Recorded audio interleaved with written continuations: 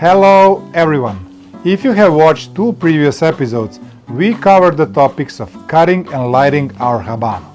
Now, when we know how to start a ritual, I suggest you take your favorite cigar and enjoy your journey.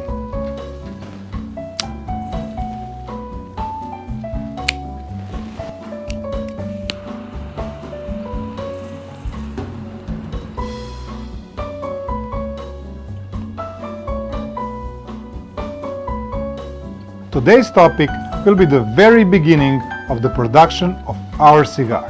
More precisely, even before the tobacco is planted. Every country in the world that is involved in the production of something specific like wine, brandy, coffee, etc. gives importance to the regions where these products come from. It is the same in our case. Of course, the regions in Cuba where tobacco was grown and which we will talk about today have changed over time. Dedication and research led us to the regions that we are talking about today. So, what does it take to make a premium cigar, and what is that separates Cuba from the rest of the world? Specific soil, unique climate, Tabaco Negro Cubano, which is direct descendant of the tobacco discovered by Columbus many centuries ago, and of course, the skilled hands of vegueros, who are there in every segment, from cultivating to harvesting. And all that allow us to cultivate tobacco leaves that have a unique sensory properties. So when we talk about the regions and zones, we have to see why they are important, because each one has its own specific characteristic. And the tobacco used for the Habano cigars needs to come from the field that has the status of 𝑨𝑬𝑬𝑿 𝑪𝑰𝑮𝑵, first-class field.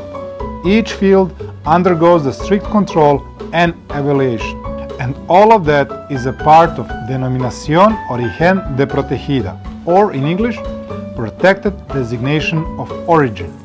So every Habanos box contains the DOP label. In this way, we are sure that only the best tobacco with a geographic origin is used for our cigar.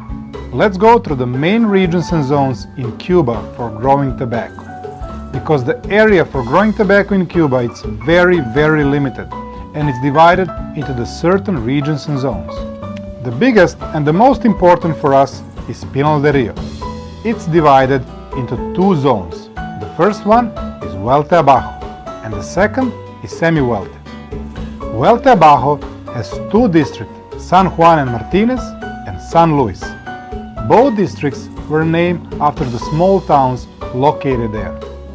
For Habanos, Huelte Abajo is the most important region and only region in Cuba that grows tobacco for all types, for filler, binder, and for the wrapper. Although we are talking about the best region for tobacco in Cuba, even here, only the quarter of the land where tobacco is grown enjoy the status of 𝑨𝑬𝑬𝑿 𝑪𝑰𝑮𝑵, or first-class field, which is necessary for the tobacco to end up in a Habano cigar. Second one is Partido.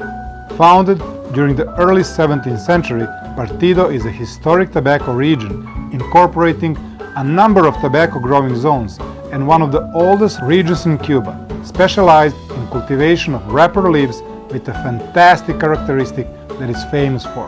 But also, they produce tobacco for short filler Habanos. The next one is Huelte Arriba, which is separated to Remedios and Oriente. It is interesting to say that the Remedios is the source of the leaf that includes filler, binder, and the wrapper for one particular Habano brand, José El Piedra. The soil and the climate have their own distinctive character, and I recommend you to try it, to explore and to see how the different soil and climate have the impact on tobacco. José El Piedra, it's a handmade Habano with a short filler. Oriente has historical significance because it was on that coast that Columbus landed 500 years ago. As I said before, all Habanos are Cuban, but not all Cuban cigars are Habanos. See you in the next episode.